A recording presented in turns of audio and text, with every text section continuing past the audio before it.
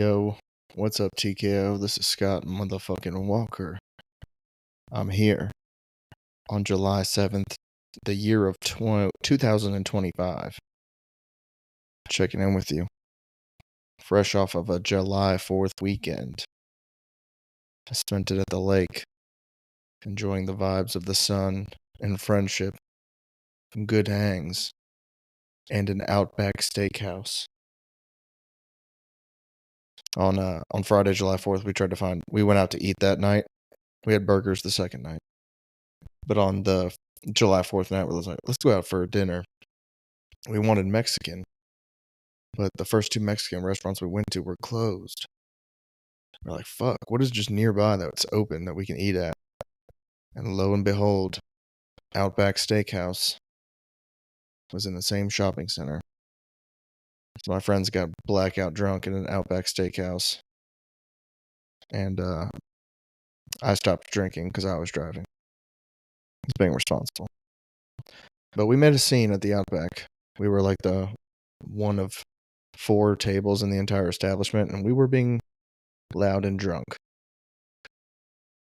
Not me specifically, but some of my friends.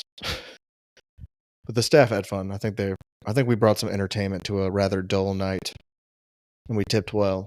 So, turned out to be a good thing for everyone involved. Memories were made and laughs were had. But last week was hectic. My checking account came under attack. I was compromised. I had to get a new checking account and reset my online banking. The bands were under attack. They were after my bands. I was like, oh god, the bands aren't safe. I contacted Wells Fargo. I was like, they're after my bands. We got to do something about this. They're like, hell yeah, dude, you got all these bands. We got to move these bands to a new checking account. I was like, yeah, good luck, scammers. Nice try. You tried to get your hands on my bands, but these bands aren't yours. These bands are to make them dance. And I'm the keeper of the bands. Me and Wells Fargo have secured my bands in a new checking account, free from fraudulent activity. My bands can rest easy under my new checking account, last 46487. What if I just gave out the entire checking information? But yeah, that sucked. I almost got scammed out of my bands. Stressed me out. But all's good. Besides that, last week was the most stand-up comedy I've done in a week. I did about an hour and almost an hour and 30 minutes. And holy shit, I learned a lot. I think the most I've ever done in a week was probably like somewhere between like 30 to 45. Somewhere between 30 to 45. Maybe I've done like 45, 50. I've gotten in the 40s for sure, now that I think about it. But I also did my longest, like I did 2 30-minute shows last week on one night at a legit club booked by a national touring agency, the Comedy Zone.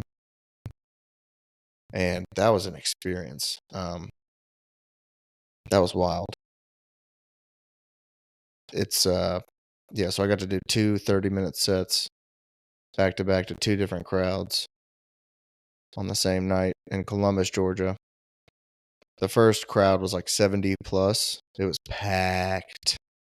That was amazing. That was crazy. That was like the most authentic stand-up comedy experience I think I've ever had. Doing a long set, doing 30 minutes in front of a packed room.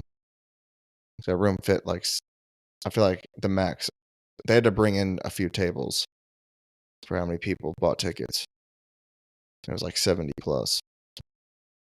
And then the second show is always notoriously like dead there.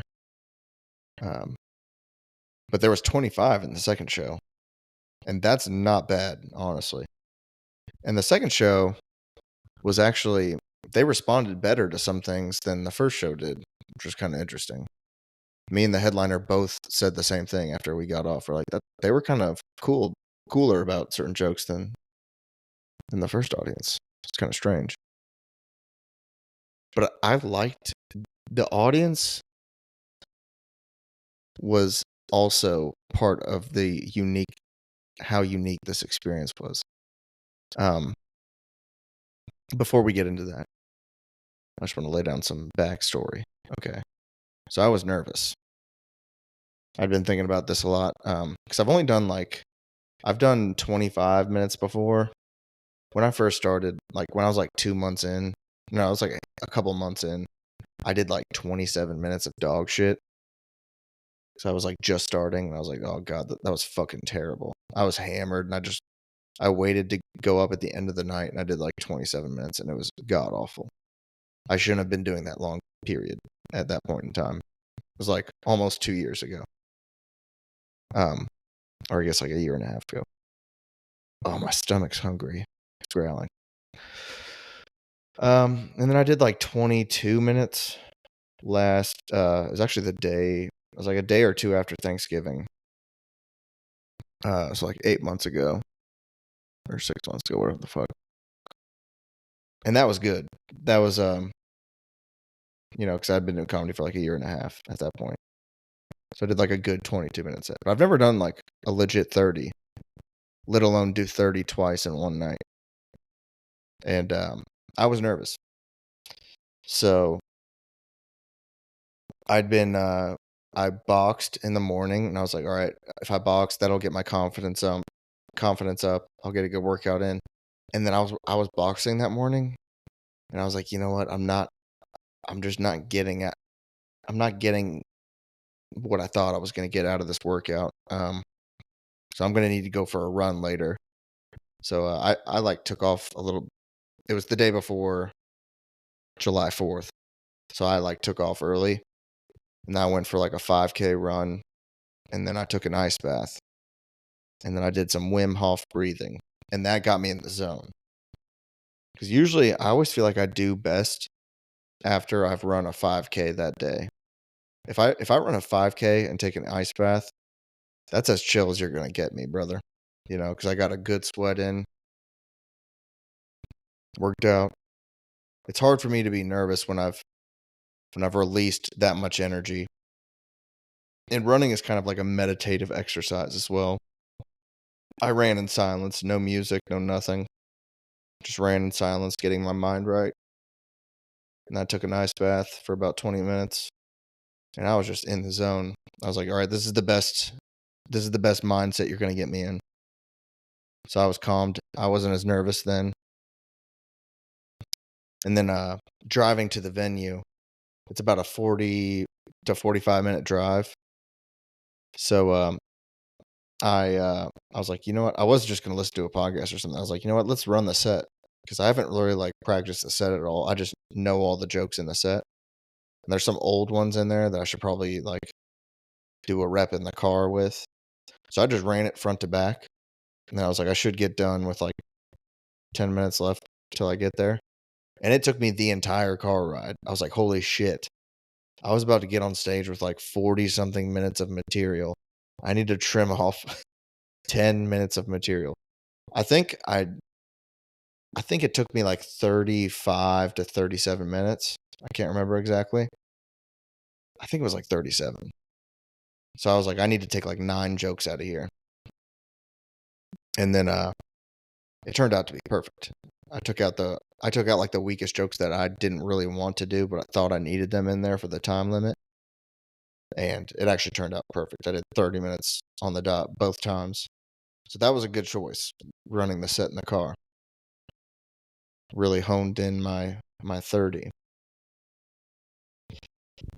Okay, but then I got to the venue, and I got up in the green room, and I was like, you know what, I feel like I perform best when I'm kind of sober. So I'm only going to drink like one high noon before each show. And as I started drinking the first high noon, I was sitting in the in the green room. The headliner was there too. He was a nice guy. It was cool to meet him. He's from like South Atlanta. But there was a moment about 5 minutes before the first show. Like 5 minutes before the show starts. It's just me, the host, a little bit, and the headliner. And we're just sitting in the green room, and I'm just we were talking a little bit before, like we talked off and on, and then I was just kind of sitting there by myself, and I just like looked down, and I was just kind of looking at my set notes, and then something happened to me that I've only experienced once in my lifetime. I guess it wasn't a once in a lifetime experience. It was a twice in a lifetime experience. But I felt like a surge, kind of like an adrenaline dump of like adrenaline and cortisol. It was like a fight or flight response. And it was just, it felt like someone like released, like gave me a shot, and the shot was like flowing through my bloodstream. That's why I think it was kind of like an adrenaline dump. But it hit me like, I was like, I need to get the fuck out of here. I don't want to be here. I don't want to do this. I just want to go to the lake and celebrate July 4th. I don't want to do this right now. This is scary. I just had like a panic. And it was momentary. Like you wouldn't even tell that this was happening to me. And just within seconds, and I was like, yo, no, calm down. Relax. Relax. You're going to do this. It's going to be okay. And the only other time I have ever experienced this was my last kickboxing match at the IKF World Championships. And a little backstory. And I'm going to admit something that I've never admitted to anyone, actually. You're getting a TKO exclusive. And it's something I'm embarrassed about and proud of at the same time. But I'll explain. So at the 2011 IKF Kickboxing Muay Thai World Championships, that was the first year I went to kickbox for a belt. I was just boxing before that. Like the year before, I was doing boxing tournament. I did the Georgia Games before the year before, so I didn't go to the kickboxing tournament. But the year before at this tournament, at the 2010 IKF World Championships, a girl from my hometown, from Atlanta, Georgia, she got head kicked in the middle of the tournament, and she was carted off, and she died. And I always just thought that was crazy, that like she got head kicked and died, and they just took her out and continued the tournament. And I was like, holy crap. I just never really thought about it before. I was like, yeah, if I die, they just continued the tournament. Like, it's really not a big deal. I mean, people talk about it, like, yo, did you hear that kid died? But it kind of like fucked with me. I was like, you know what? I was never afraid of like getting fucked up. But I was like, I don't really want to die here. Like, yeah, it just never clicked with me that I could die at these tournaments. Because people die frequently. And it just hit me because someone from my hometown died at this specific tournament the year before. And this tournament was elite. Like, if you pull up the roster of fighters that were there, there's multiple UFC fighters. Like when I was there, multiple UFC fighters, boxing, multiple time world champions. Caleb Plant was there. He kickboxed too, but he was also a multiple time boxing world champion. Tisha Torres, a UFC veteran. I can't think of the rest off the top of my head, but there was like legit world-class fighters there. It was a dangerous place to be if you're not a very good, well-trained fighter. And I had an experience like this because I was a white kid from the suburbs, um, you know, born to a well-off family. There was something always funny to me about this is that I would go to the hood and box and go to these boxing tournaments, and I was just like I was fighting I was fighting to earn my spot in a place that I was never supposed to be. Like, on paper, a rich white kid from the suburbs is not supposed to be at a boxing tournament or a kickboxing tournament over here. Especially boxing tournaments, those were, like, pretty ghetto, but I was just drawn to it. I was like, "You know what? I wanna fucking be here, I wanna throw hands. Doesn't matter my background or where I was born or what my skin color is. I wanna fucking fight just like you." So, guess what? I signed up. Let's fucking throw hands. But at this tournament, this was different because at boxing tournaments, it was just like I said, it was in the ghetto, but it's like all dudes from Atlanta. Like, we're all from Atlanta. That's like, I mean, there's people from like the Southeast, like there'd be people from Florida, blah, blah, blah. But it's like we're all boxers from the USA and the Southeast, pretty much. But at this kickboxing tournament, it was fighters from all over the world. And that tripped me out. Like, there was a Great Britain team, there was people from the Ukraine. There was I thought that was crazy. I was like, someone flew all the way here from Ukraine, and there was people just from all over like countries all over the world fighting in this tournament. And I was like, this is just on a whole nother scale. And I had this kind of the day of the fights. I also went through part of it is I had a terrible weight cut. I was trying to I signed up to fight at like middleweight or super middleweight, I can't remember, and I was gonna try to cut to the weight class below it, but I signed up for the weight class above because I thought that's where I was gonna fight at. But I thought if I made weight at the weight class below it, I would be able to fight at that weight class. So I was killing myself to make this weight cut, and it was I was killing myself to make this weight, and it was a terrible weight cut. Like, I was working out. There comes a point where it's like you have nothing in you. I'm starving, and a couple days out, you start to cut back water, and to where like, I mean, a few days out, I'm on like sips of water. Like 2 days out, maybe half a cup, and then the day before, I'm literally just like maybe a sip of water, and I'm still trying to make this weight. So I've only had like a sip of water in the past day or so, and I'm on a treadmill in sweats in Orlando, Florida, trying to get a couple more pounds off of me.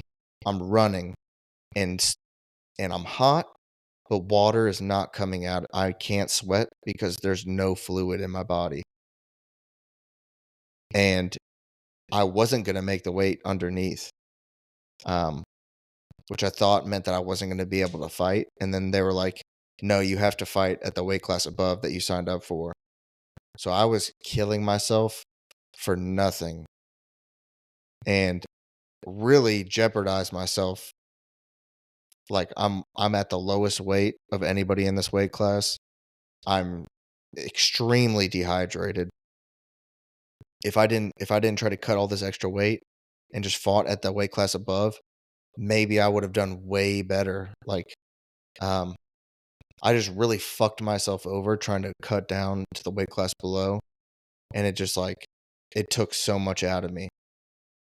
And that I wish that was the only thing I wish I could have corrected about that.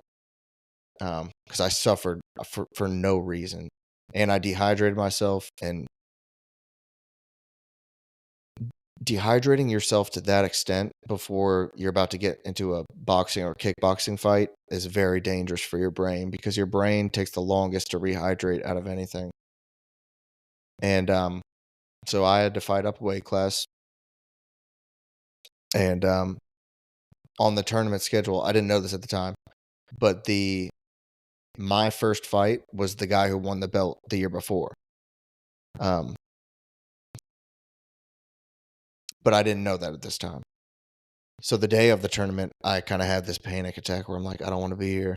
And I try to go in the bathroom and throw up. So I can be like, oh, maybe if I throw up, I can just say I'm sick and I'm not in the condition to fight. My mom was the one that took me there.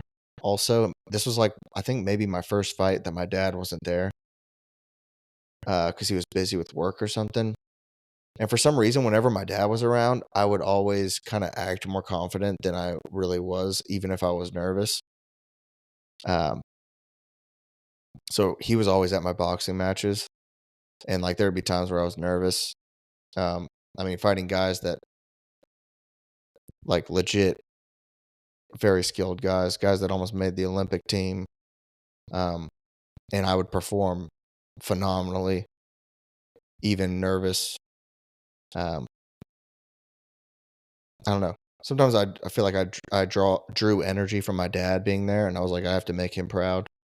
But my dad wasn't there this time. It was my mom, and my mom was nervous that her baby was about to fight, and that's like not the energy you need. So I couldn't throw up, but then I went and told my coach and my mom that I threw up and that I'm not feeling good. I'm crying. I'm like, I don't want to fight. And my coach kind of talks me out of it. He's like, this is normal, blah, blah, blah. I've seen videos of Mike Tyson crying before fights, and Teddy Atlas comes over to him. He's like, Mike, what's the matter, man? What's the matter? He's crying, and he's like, you fought tougher guys than this in the gym. This is nothing.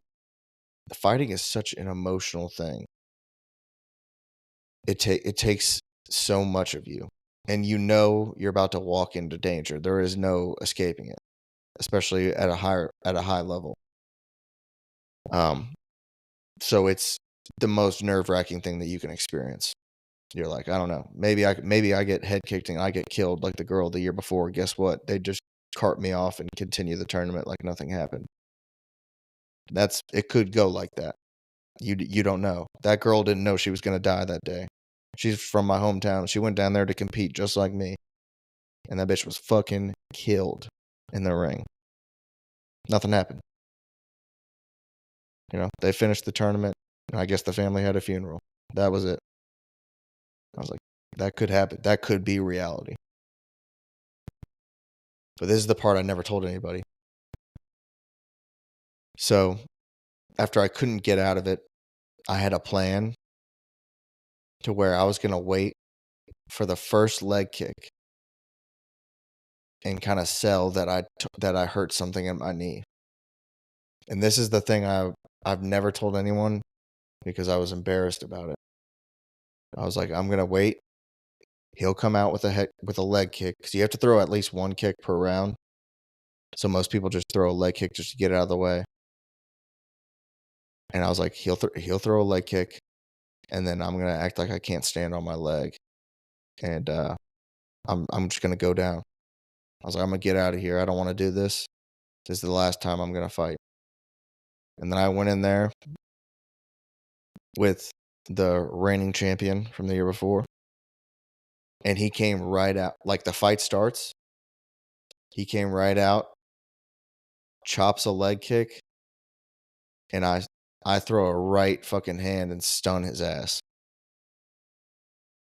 Like off the back, we start banging because there's something about it's like I had been training, like we'd been fighting. Even though I was nervous when the fight started, I just went on autopilot and just started banging, and I stunned his ass fucking early, and I had him hurt against the ropes, and then we went back and forth stunning each other. I got him first. I had him early. I almost had him out of there. But maybe if I didn't cut fucking weight and I had all my energy and power, I could have got him out of there. But he came back. He stunned me. And, I was in that depleted state. Maybe my brain didn't have as much fluids as his that they called a stoppage. I never went down. We just went back and forth like stunning each other. Like we were kind of out on our feet. But he got the dub. But people were saying like, dude, that was the most entertaining fight of the whole tournament. And I was like, yeah. You don't know this, but I planned on fucking throwing that thing. I didn't tell anyone that, but I was like, I literally walked out there anticipating a leg kick that I was just gonna sell a knee injury to. And I was embarrassed of it. That's why I never told anybody. But this is a TKO exclusive. But I'm embarrassed of it, but I'm also proud of it because I didn't let fear win. Fear bullied me into a corner. I mean, this is as real as fear gets. You know, I'm thinking I'm gonna die like the girl from my hometown did at this tournament the year before. And I didn't even know this at the time. I was fighting the reigning champion at a global tournament. I mean, this is blood sport type shit. But when it came time, I fucking threw hands, bro. And I'm proud of that. And I had this similar experience. So it wasn't a once in a lifetime experience, it was a twice in a lifetime experience where I just got this sudden rush of fear and I was like, I need to get out of here. But then I buckled down and I got my shit ready. I was like, you're gonna get through this, you're gonna be fine. And that's one thing about comedy is I I get a similar rush from fighting from comedy that I did from fight. I think that's why I like it so much. Is because it makes you really feel alive. You're very present. It's an outer body experience. Like I said, when I got kicked and I just stunned that dude back, that was an out of body experience because I'd been programmed from training and sparring for so long that that's autopilot. When it comes time to do battle, Scott might be scared and he might check out. But autopilot Scott is a motherfucker and he's trained for this. So you got to deal with him. And you throw that leg kick, boom, you get stunned in the fucking mouth. And that's what I feel like with comedy. It's like I might get nervous. And then I walk out there on stage and grab the mic and it's just autopilot. It's like it just that's my comedy persona takes over because that's just what I do every time I grab the mic. It's muscle memory.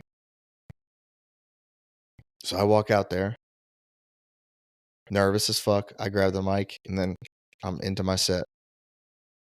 And the cool thing about this experience was the crowd was very honest and they weren't just giving me like I really had to earn the laughs. It went great.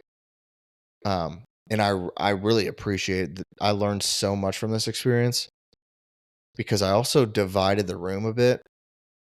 Um, there was small pockets of people that were getting that I could tell were not vibing with the darker and dirtier material that I was doing towards the end. Um, but I kind of sprinkled it out. It was a little more playful up front, and then decent in the middle, keeping it kind of clean, funny, and then it got a little dark towards the end. But I tried to structure it like that so I could kind of get them on board a little bit, and I test them here and there with maybe a little fucked up topic or a little fucked up joke until we get to the back part. But they were great, and there was sections of people that were just, I mean, in stitches. Especially there was guys because it was kind of hard to see the back of the room because it was just like dark silhouettes. But the people that I could see up front and on the side, dude, I had them in stitches, bro. They were like rolling in their chairs laughing. And one of the most interesting experiences was my closing joke about drinking games. When I did the punchline about Kobe Bryant, the entire room went Oh, it was like it hit everybody hard at the same time. And then there was one lady in the very back of the room that was like, "No, that was not funny." I could hear her saying that, and as she's saying that, I look up in the front, and there's just a table of people on their sides in their chairs, grabbing their stomach, laughing. And then as the guy in the front table kinda rolled over, I guess he heard the lady in the back of the room, he goes, "No, that was funny as shit. You gotta keep that in. Oh my god, that was funny." And I was like, that was so interesting to see this joke affect a room on, like, a spectrum of reactions, and I didn't even think about it until afterwards, but, and that was the first show, the show that was, like, 70 plus, and I didn't even think about this until afterwards, but I was like, because I was like, "Man, usually if I'm going into a room, I want everyone to be, like, dying laughing, and, like, everyone it just murders across the board, everyone's dying laughing." I was like, that's a great night." And then it hit me, Ari Spears was saying this on the Tiger Belly podcast where he was quoting his biggest, his best kind of advice and quotes about stand-up comedy, and it's these 3. He said, "Dave Chappelle, you should know where the line is and know when it's worth crossing." George Carlin, "You should know where the line is and you should deliberately cross it." And Patrice O'Neal, "Good comedy should leave the room 50% laughing and 50% horrified." And I was like, I felt like I abided by all those 3 guidelines. Like, I think that was the best representation of me as a comic and my in a long form 30-minute set, just doing what I do. And understandably, a small population is gonna get shocked and horrified by some of the things I say, especially the closer punchline, the Kobe joke. That's totally understandable. And then there's a significant amount of the population that's going to be like, "Oh my god, that shit was funny." So, I think I think Patrice O'Neal would be proud. Perhaps Dave Chappelle and George Carlin.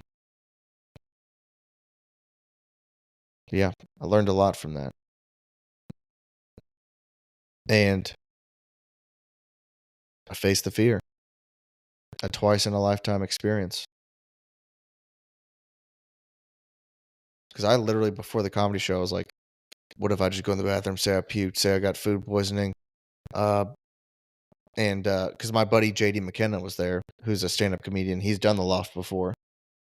And I was like, I could just ask JD to fill in for me, you know, just let him get the money and I bounce. This was all split second in thoughts and fear. And then I was just like, no, you came here to do this. You're going to do this. You're going to deal with the fear.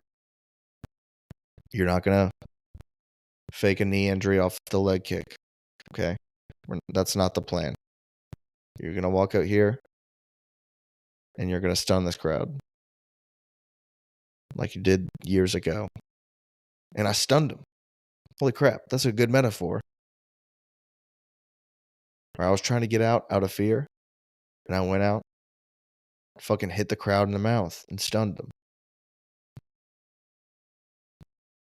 Wow. What a brilliant analogy and comparison. Just dealing with fear. How amazing. A twice in a lifetime experience. Struck with fear and fired back. But man, I learned a lot. We're looking forward to this week. We've got Capri Theater on Wednesday. That's 2 days from now. And then next week, I'm flying out to Austin, Texas to do the Creek and the Cave. So I did 2 30-minute sets last week. This week I got a 20-minute set in a theater. And then the week after, I got a 10-minute set in one of the best comedy clubs in Austin, Texas. We're just getting ready for it. And I really appreciate your time. And I'll see you guys next week for next episode of TKO. Deal with your fears and punch them square in the fucking face. Love you guys.